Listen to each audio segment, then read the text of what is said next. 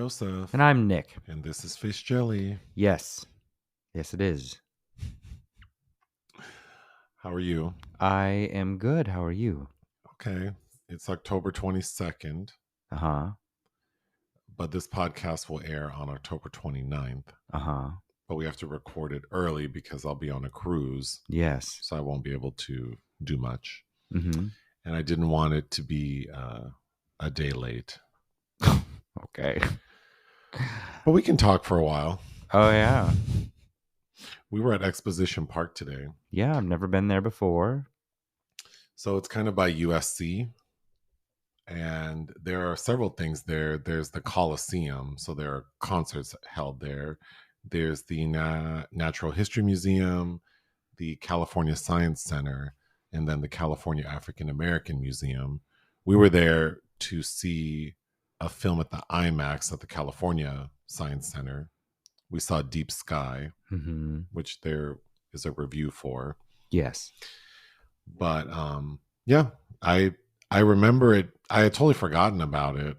I used to drive by there all the time while it was being put together, but yeah, it was nice to see. Parking's expensive. Well, yeah, it's like going to Universal City. Or the Getty. Parking was free for us because we were there for a screening, but yeah. It's not as expensive as parking at the Getty. No. But then it said event parking $50. Ooh. That's a lot. I mean, I know it's limited and supply and demand, whatever, but yeesh. I had you watch this YouTube video called Feeding Time, which is a long form commercial Jack in the Box dropped on Friday the 13th. What did you think? Okay. I showed it to you because I heard people saying like how great it was. Okay. I think it's cool. I think it's cute. It's like it feels like it'd be a wraparound story in an anthology film, like a Creep Show-ish type thing. Yeah. Like actually Creep Show 2 is about a bully. Oh, so the story is about a bully on Halloween night who steals some kids' candy, and then he and his two friends come across like a taco truck that's saying free tacos. Angry Monster free tacos. And they send the one to go get some tacos. And a monster takes him and kills him. And then the monster takes and kills the second person. So now the main bully's running for his life. And he ends up banging on the door of the two kids whose bag of candy he stole, asking for help. They don't help him. The monster takes him. And then these little dumb kids, after they just witnessed something, like attack something, decide to go outside to check it out. And they see the free taco truck. And so the chubby kid grabs a taco. And then the monster gives the other kid back the bag of candy. Where are the parents? Somebody needs to teach these children. Ain't nothing in this life for free. There's no one in this town. Where are these children's parents? Jack in the Box, like the mascot, makes an appearance, which was kind of cute. But I do appreciate that Jack in the Box, of all the fast food restaurants, seems to have the best sense of humor. Sure. Because their commercials have always been a little more adult and like they're not trying to appeal to children. Because their entire brand is like late night stuff. Yeah. So I like that aspect of it. Did you know Cher has a Christmas album? Uh-huh. I listened to it. It's pretty good. This is not the month to listen to Christmas albums. It's only 39 minutes. There are 13 tracks. So I thought, let me listen to it. And I actually really liked it. And it actually kind of there is a song about like getting into the mood of Christmas and like getting a better attitude with, I believe, Cyndi Lauper's. It's a duet with her. There's only one song I didn't care for, which is an attempt. Well, for her to sound kind of like contemporary. And I think it's called like Ride. Okay. You seem to have an affinity for Cher, more than I do. She was very important to me in the year 1998. Yeah, I really like her ABBA tribute album. Yeah, I don't care for that so much. It just drives me back to ABBA. I like Cher enough. But yeah, this Christmas album, because it has some kind of throwback. They're like, the opening track is like a DJ Save Christmas or some nonsense that's like sort of dancey, and I liked it. But several of the other tracks have like a What's the movie she did with the lady who stole shit? Winona Ryder. Mermaids. Mermaids. The lady who stole shit. That's how we're remembering Winona. What's the song from that movie? The Shoop Shoop song. Yes. Mm-hmm. There are several songs on this Christmas album that have that Shoop Shoop vibe. Okay. With like live instrumentation and Cher's voice. Because some of the songs are very like that auto-tune. Oh yeah, voice even Woman's World. It has that vibe. But some of the songs she's like it sounds like she's really singing. Mm-hmm. And there's one song in particular that has kind of like a soulful gospel-y vibe. And she sounds good. Yeah, I like Cher fine. Yeah. Anyhow, I did like Cher's Christmas album. Moving on to restaurants, we tried for the first time Pomona Valley Mining Company. In honor of? Kind of like my early birthday dinner. Mm-hmm. It's a restaurant that's on the side of a hill off of the 10 freeway in Pomona. Mm-hmm.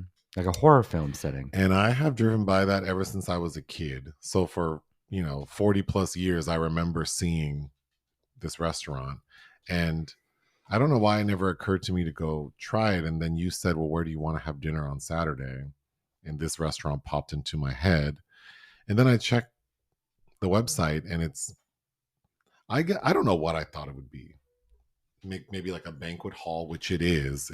That's kind of like, I think, their main gig because they're only open for dinner and brunch on Sunday, I believe. Mm-hmm. What did you think of the restaurant? The vibe felt very Midwestern to me inside there. Yeah, it's very like country home. Take me, or what's that song? Country Road. John Denver. You said you didn't know John Denver. That's John Denver? Yeah. Oh, all I know about John Denver is he died in a plane crash. That too. Mm-hmm. And he sang some songs people liked and wrote them. But yeah, it seems I haven't been to a buffet in a long time and I ate too much. Well, it's not a true buffet. They have a soup and salad bar. Sure, it's like Sizzler buffet. Well, Sizzler has more offerings, not of the best quality. No. This restaurant, their salad bar was fine. I mean, it was very basic, the salad portion, but the soups, man, they had chili and clam chowder. Yeah. And that chili was so good. I had 2 Colorado portions. chili. And then you really enjoyed the clam chowder. Yeah, I did. I had 2 portions as well. So we kind of got full. And then they automatically give you cheesy bread. And then they give this damn cheese bread that is not a joke. Like, and you got an appetizer. It's cheese. Like that cheese bread is covered in cheese. Yeah, it's not good for you. So it's a little too much.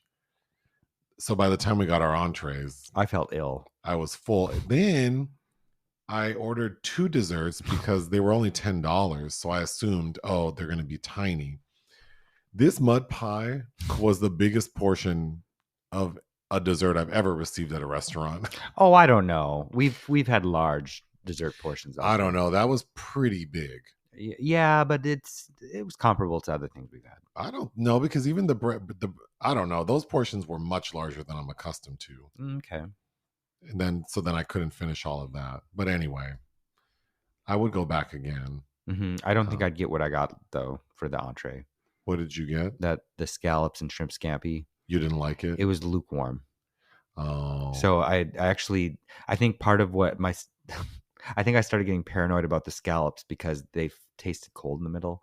Oh, I didn't know that. But I didn't, I had like bacon wrapped filet with blue cheese on top and filet mignon and then some mashed potatoes. It's very basic. The pricing is also not, it's not fine dining.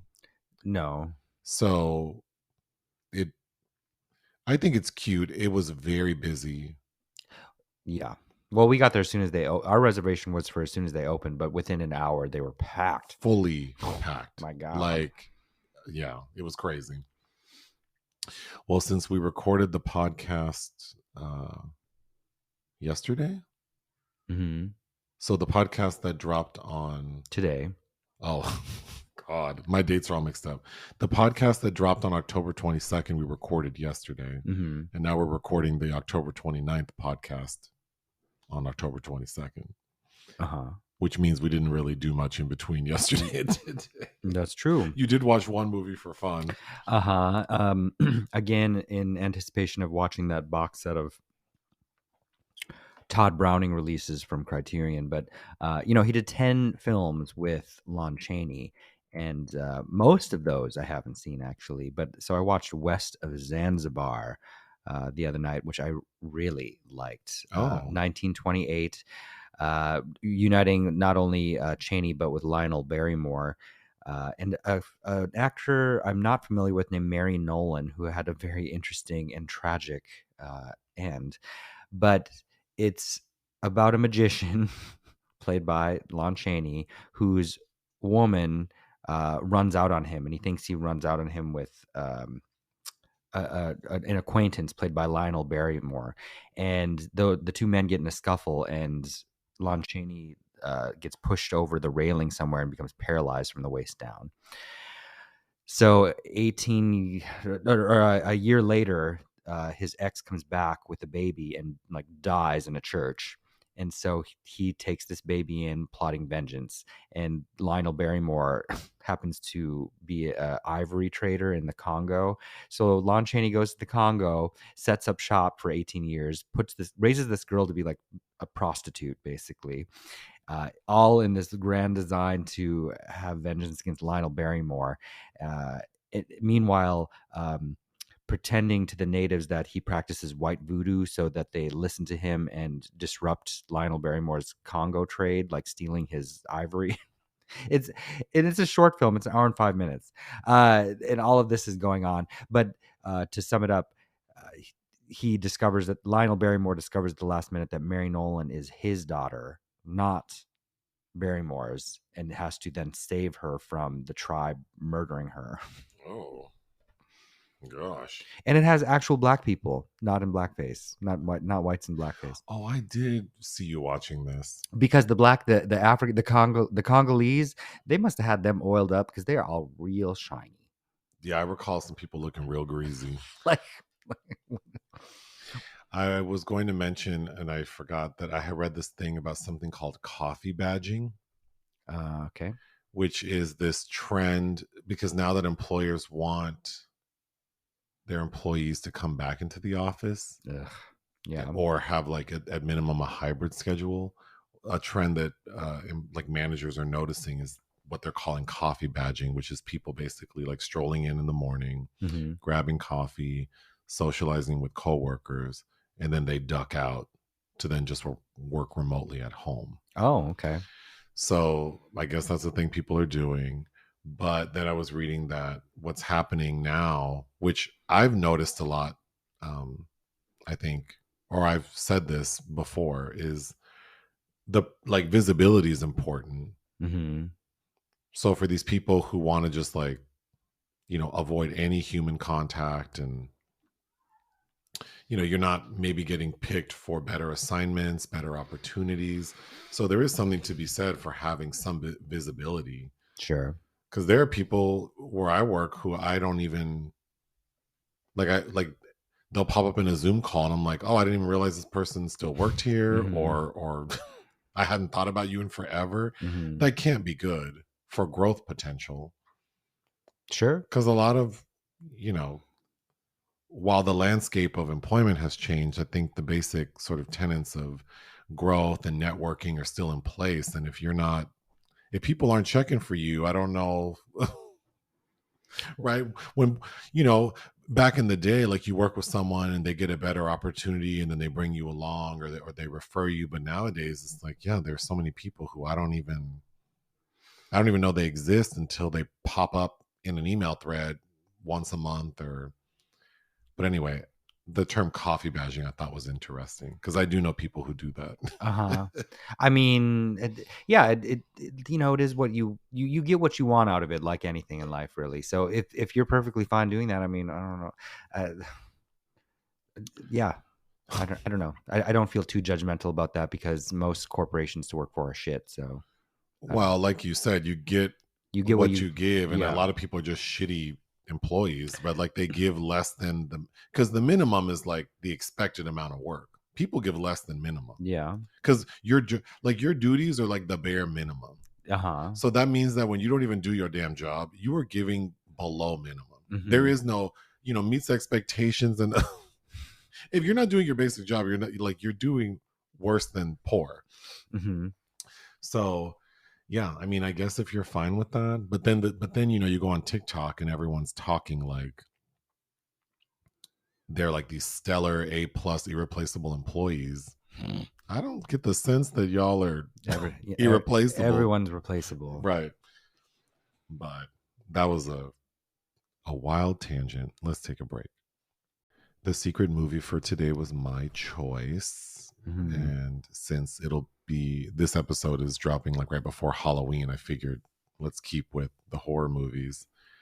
So I chose the 2000 American horror film Final Destination, Mhm. directed by James Wong. His debut. Not James Wan. Yeah, WONG. Do you know another James Wong film? Yeah, Final Destination 3. Oh. And he did a Jet Li movie called The One, and hasn't directed a feature since 2009. Well, I chose this because we recently watched Final Destinations 2 and 3, and I was surprised to know you had never seen the first one. I'd never seen, the only one I'd seen is 5. But it makes sense, I guess, because this came out in 2000, so you would have been I was in 9th grade. Too young to probably go see it on your own, and I'm sure your parents weren't interested in renting it. Yeah, my father was not interested in horror movies starring adolescents.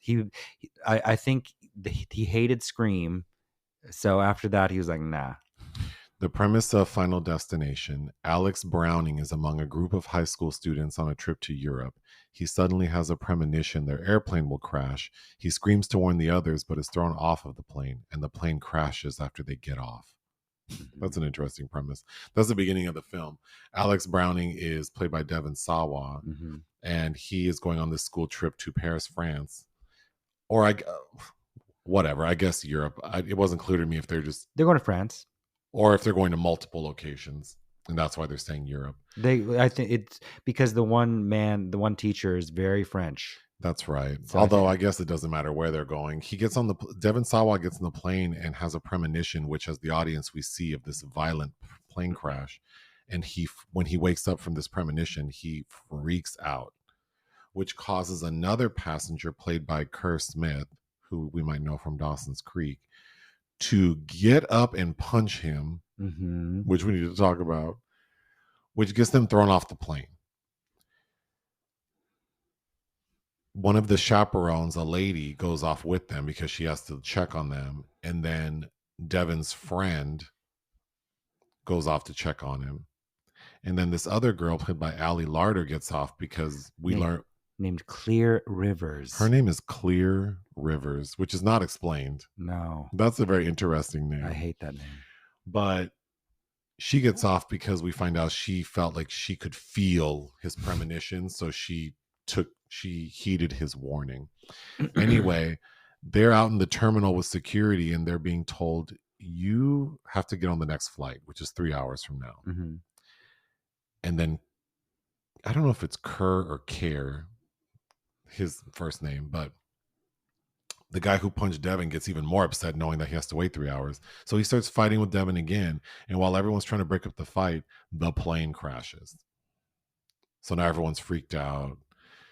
The FBI get involved. So then there are two parts of this movie. One part is like the FBI trying to investigate like what was Devon's participation in this explosion, if any, because at one point we do find out like that it's discovered that the plane crashed because of something very specific that had nothing to do with external, like Devon Sawa didn't bomb this plane. But the FBI, 2 people die of the 5 who got off the plane. And Devon Sawa was there when they died. So the FBI thinks that he might be involved. So there's that portion of the film. And then the portion that spawned several sequels is that Devon believes that there's some sort of like design to death. And because they cheated death, now he can figure out who will die next and how. So trying to stop it, I guess. Because death provides tiny little clues. Clues all around us of how we're going to die, I guess. We can talk about that too, but like I mentioned, 2 of the 5 die. 3, the Well, teacher and the 2 students. the third student doesn't die until like the very end. But yes, ultimately 3 of the 5 die, and then we're just left with Devon Sawa and Ali Larder. The end. No, and Kerr Smith.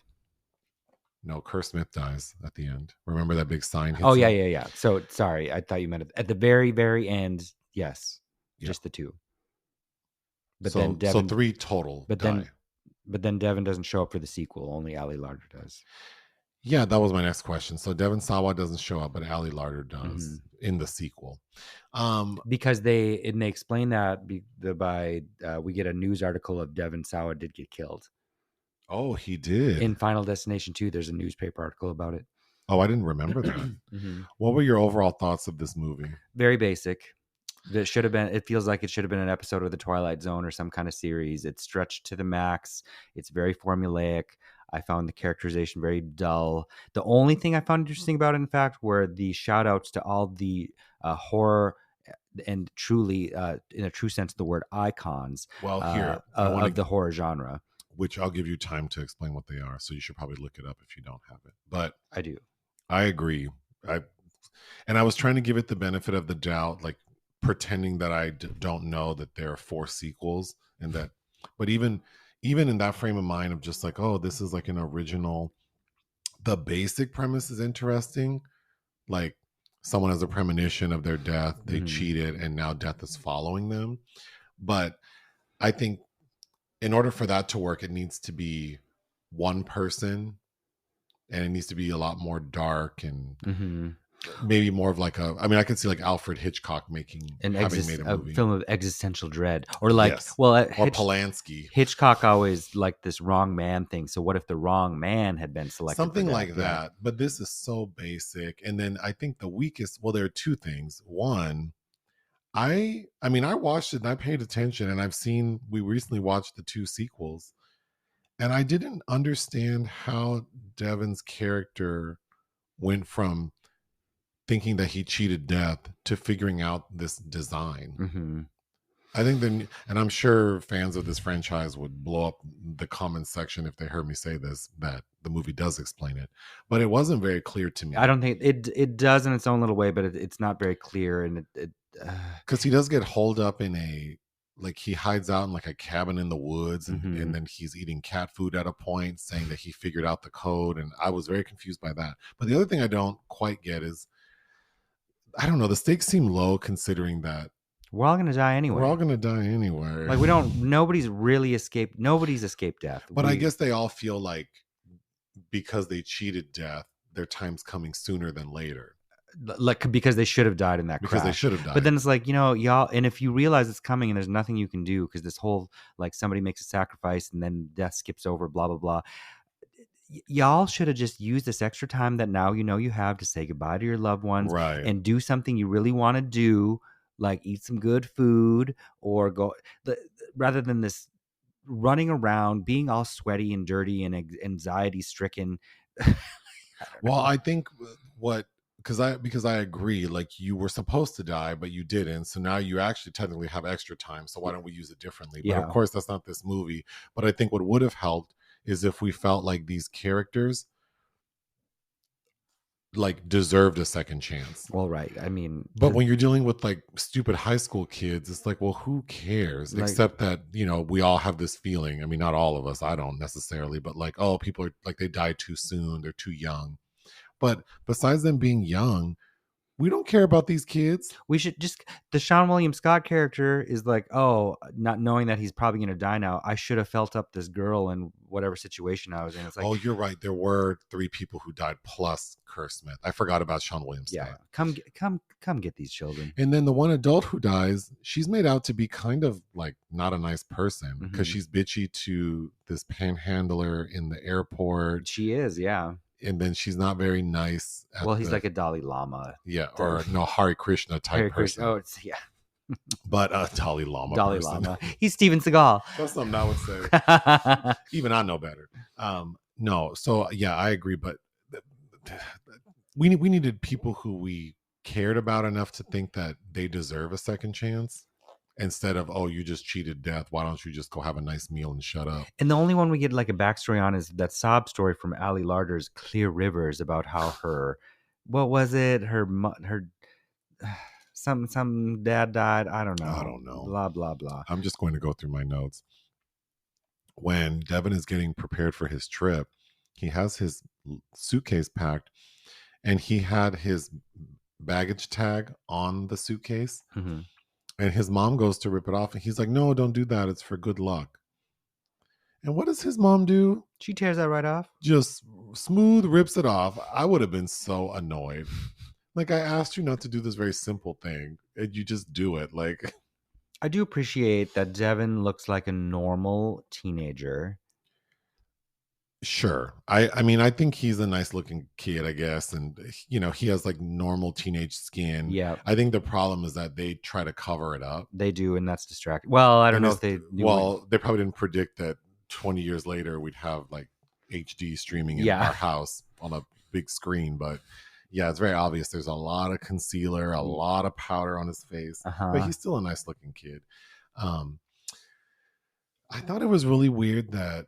So first of all, who's the actor who plays Todd? He's the one. Chad Danella. I thought he looked like Gary Oldman. He does a little bit. Well, that hair, ugh.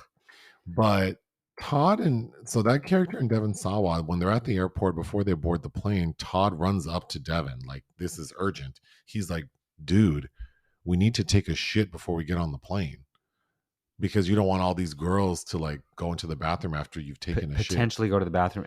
I mean, the smell doesn't linger that long in an airplane bathroom unless it's really bad. Yeah. And two, why do you have to poop together? Well, because then we see them literally sitting next to each other in the stalls, like in the stalls next to each other pooping. But even before that, I thought teenage boys are kind of gross. Yeah. So it seemed odd to me that they would think like, let's be considerate enough to not shit on the plane. The foresight to be like, yeah, let's get this out of our systems. And it's only a 7-hour flight. Like technically you could probably hold that. Okay, so Kerr Smith, when he punches Devin, I thought that was bad. That's writing. A stupid scene. That's so dumb. Like so this kid is freaking out on the plane, who you actually know because you go to school with him, even though you don't like him. And your first thought is and I know it's before September 11th, so people were acting real loose on the plane. Mm-hmm. But why is his first thought to get up and punch this kid? He doesn't try to console him. He doesn't try to calm him down. He gets up and punches him right in the face. Mm-hmm. Yeah, that character was extremely obnoxious to me, and his girlfriend and his dumb girlfriend, and they look like something that should have been on the sidelines in a Twilight film, which is not a compliment. We find out that there were 287 passengers on the plane who obviously ultimately died. Okay, so after the plane crash, we get the scene at the memorial for all of the people who died, like the students of this school, and everyone is treating Devin's character like he's psychic or evil. Because Sean William Scott thinks that he's like psychic. Mm-hmm. So he's asking him these. Sean William Scott's really cute. He does not look like a high school student. No, he doesn't. Well, he looks like a grown ass. He's only 22 there, I think. But he looks like an adult man. He does. Like a 30-year-old, attractive but adult man. I think this is after the first American Pie. And then Kerr Smith's hairline would also indicate that he's not in high school. Definitely, to me. Yes. The only one who looked like they could be in high school is Devin. Yeah. But and Ali Larder reading Tropic of Cancer at the airport. Like, looking all emo, but with her blonde hair. Or no, she didn't have blonde hair at that point. She was brunette with her bangs. Mm-hmm. At the end of the film, when 6 months later, when they're in Paris, she has blonde hair. You know, I read Tropic of Cancer in high school, and for the teachers that did know the actual contents of that book, people would get upset. What is it about? It's a sexual odyssey by Henry Miller. Oh. His time in Paris, I believe. And yeah, most of Henry Miller's shit is very sexual. Getting back to the memorial, when the teacher sees like that chaperone who got off the plane with Devin, she tells him, like, don't talk to me. You scare the hell out of me. Yeah, Kristen Cloak. Mm-hmm. I didn't like her character. Mm-hmm. Again, it's like, why do we make characters unlikable? And then it's like, well, Death needs to come faster then. And I don't know. then the design of her house, she has a stained glass front door that there's a sword. She's got a sword of Damocles hanging above her. Oh, let's So talk about that. obvious. A little too on the nose for me. So I'm sure. So to recap all the deaths in this movie. So Todd is the first one to die. He's the Gary Oldman lookalike. Mm-hmm. He's at home and he slips on some liquid, which this scene is interesting because now that we've watched 3 of them, I think this is the only scene in any of the 3 where so he slips on some liquid Mm-hmm. that appears to come from the toilet. Mm-hmm. And then he slips and falls into the tub and there's one of those clotheslines. Mm-hmm. And so the clothesline wraps around him and he gets strangled. So he dies from that. But then after he dies, the liquid goes back into the toilet, almost like death was like trying to correct what, or like It's hiding its tracks. It's hiding its tracks, but we don't see that in any of the other movies or any of the other kills. I want to say there's something like that in another kill in this one, though. Is there? Mm. Well, okay, so that's how Todd dies. Okay. Then Terry's the girlfriend of Cher, the like bullyish guy. Mm-hmm. She gets hit by a bus. Mm-hmm. The female chaperone, her death is really elaborate because she's at home and we see her like grab a coffee cup and put alcohol in it, but the cup cracks, so she's dripping alcohol throughout the house and then sets her coffee mug on top of her computer. So then the alcohol drips into the computer, causes the computer to smoke, and the screen explodes. Mm-hmm. So part of the screen stabs this lady in the neck. Mm-hmm. Then because that alcohol is extremely flammable, and she left something on the stove, or she was like, she had turned the fire on the oven that ended up like igniting the vodka. So now the house is on fire. Then she runs into the kitchen to try to put it out while her neck is bleeding, and she falls and like a knife stabs her in the chest. Uh-huh. Then Devin shows up. And Cher falls while he's trying to help her. Cher falls with the knife, driving it further into her chest. That was way too elaborate. Yeah. I mean, then because Devin's character has this design of who will die next, so we think Kerr Smith's character is going to die by like a train's going to hit him. That scene was frustrating. Well, because Devin Sawa saves him. But then Sean William Scott is like screaming like in front of this moving train, and like a piece of shrapnel basically decapitates Sean William Scott. Mm-hmm. But then that's when everything turned, like the design gets screwed up because they're like, well, Kerr was supposed to die and Sean died instead. So now we skipped, like the logic of all of it escaped me. Yeah. And then how many months passed? 6 months or something? Well, but then I don't understand. So now we're left with Kerr, Allie, and Devin, and we think that Devin's supposed to die, but he is able to escape death.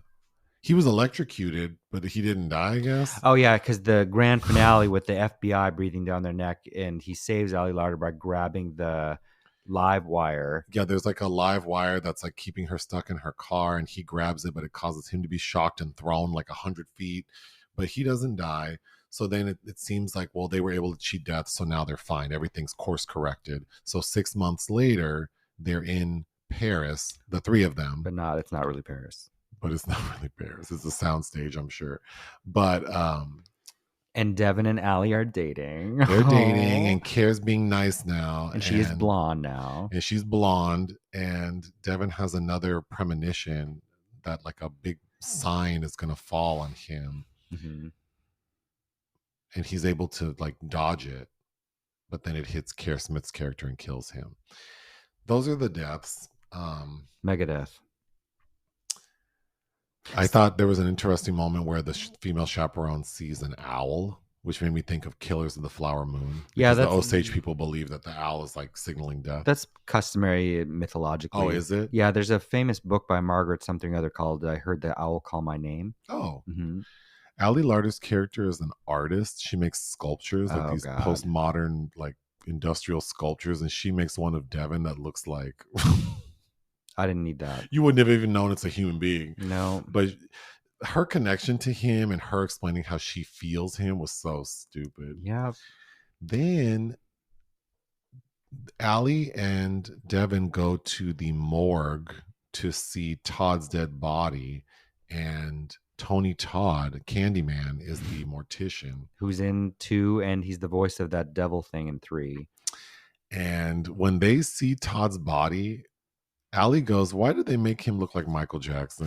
I thought that was rude. Rude. That was rude. Tony Todd looked terrible. Tony looks like he drinks and smokes and And has a doesn't, lot of other vices. and maybe doesn't have medical insurance. Yeah. But also the makeup they had on him. Yeah, the makeup was bad, and his fingernails look crazy. I mean, if you ask him, I'm sure he would say, well, he doesn't want to be like, he doesn't want to get his teeth fixed or look healthy or have nice hands, because then people won't hire him to be the creepy dude. Oh, I don't So know. I guess that makes sense. Because I used to cut someone's hair who was oh, if they're listening, maybe. Well, they were not an attractive person, like almost on purpose, because he said, well, he gets gigs because of how he looks. Oh, okay. But now I don't want to elaborate because but anyway, so I understand that people maybe like, or like how Barbara Streisand didn't want to change her nose, which there's nothing wrong with her nose. And Courtney Love initially. Anyway, Allie Larder's eye makeup. She looks like she's ill. She looks like she has an infection, that they're inflamed. Or like whatever. Who's the guy who played Andrew in The Island of Dr. Moreau? Michael York. Like she has that condition, like amyloidosis or whatever. Or like when Billy Beat did RuPaul's makeup on Drag Race, and it's like, oh, she looks like she has an infection. Like if your eyes could have tuberculosis. The conjunctivitis has leaked out. Her makeup was terrible. Yeah, it was bad. Okay, can you talk about the character names? Yeah, so even like Alex Browning, who's named after Todd Browning, who directed Dracula. There's literally the teacher was Val Lewton, who is a famous horror producer who produced like Cat People and Seventh Victim and the original Ghost Ship, all of those excellent things. I Walked with a Zombie, etc. Agent Ween, that's the name after the director of the Cabinet of Dr. Caligari.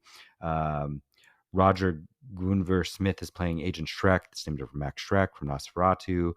Wagner is somebody's last name, who Wagner did The Wolfman. And of course, Sean William Scott is Billy Hitchcock. There's the blonde girl that gets hit by the bus, her last name is Cheney. There's somebody with the last name of Murnau.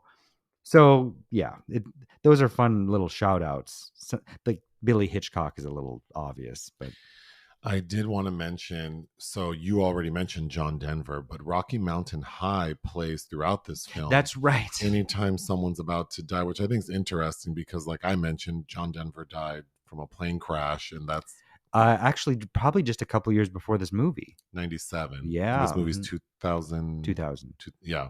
So that kind of feels like, that's creepy. It's kind of in poor taste. Remember, and it didn't occur to me until I just thought of it. Remember all those celebrities in the late 90s? Because JFK Jr. died in what, 98? Yeah. When did Princess Diana die? 97. August something. Yeah, I want to say. Yeah, the use of John Denver in this movie as it relates to people, like a premonition of, or like a symbol of death, and then knowing that it's all based around a plane crash. Did they show a snapshot of Princess Di in this, or is that the second one? In one of the Final Destinations, we see, no, it is this one, because they're at the airport and Devon Sawa picks up Ali Larder's book. Oh yeah, and then she has some other thing, and she sees Princess Diana's car crash. Yeah, I didn't put that together till right now, but that does feel a little weird. There's also another song by an artist named Jane Siberry, called All the Candles in the World. It's from the 90s. And 93, and I added it to my playlist. It's an interesting sound, but it also is jarring in this film. Yes, because it plays during a scene when Kerr Smith's character decides that he says at one point, like, I'm not gonna die. And it's like, contraire mon frère, you are gonna die. Yeah. But he's like driving erratically, trying to test death, and this song by Jane Siberry's playing. Yeah, not quite it's fitting. It's jarring, but it was interesting. It'd be good for like a late night drive. But of course, this movie made a ton of money, so that is why we have so many. I would. I don't know what to give this film. What would you give it? 2. I didn't enjoy it. I'm gonna give it 2.5 out of 5. I mean, I think it's okay considering like it at the time. It did feel fresh, I guess. did it? The premise feels interesting compared to a lot of things. Sure. I don't think it's well done per se. No, I think it could have. Maybe that's why I feel so nasty about it. It could have been much. It could have been much better. Of course, I don't think they were planning that. Well, maybe they were planning that there would be a sequel then, but I think movies like this were meant to appeal to like college age people, like teenagers. younger people. So But the it's fact that these characters aren't people we like makes sense for the market they're trying to capture. But because teenagers haven't developed empathy yet. Is that why? Because it's true.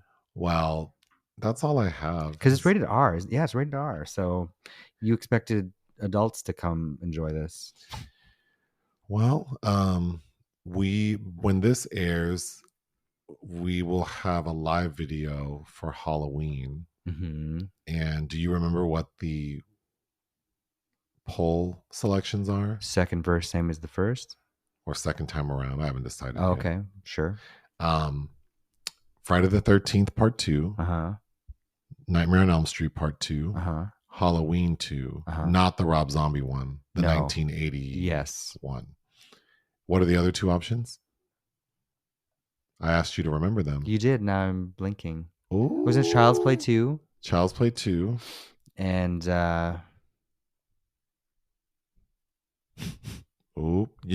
and I would like to call your attention to the live video where I asked you and you had an attitude because you said, I don't need to remember just. Well, we're on film, so I could just reference that. So you can just talk wild and loose and crazy. And now you forgot. No, it'll come to me. I asked you to write them down and you didn't want to. No, it'll come to me. Well, the fun part will be we're recording this in the past, but when people hear this, the poll might be different selections. Because we might come up with something better. Because people have put movies in the live chat that I thought would Sleepaway Camp 2. Because someone put Leprechaun 2. Isn't it Sleepaway Camp 2? It's not Sleepaway Camp 2. I wouldn't have thought that's a good idea. Oh. But Leprechaun 2, I think, could be a good idea. Yeah. Anyway, it might be fun to see what we actually end up with. But by the time people hear this, there would still be time to vote for our live Halloween review. Mm-hmm. Anything else you want to say? No. All right. Ta-ta.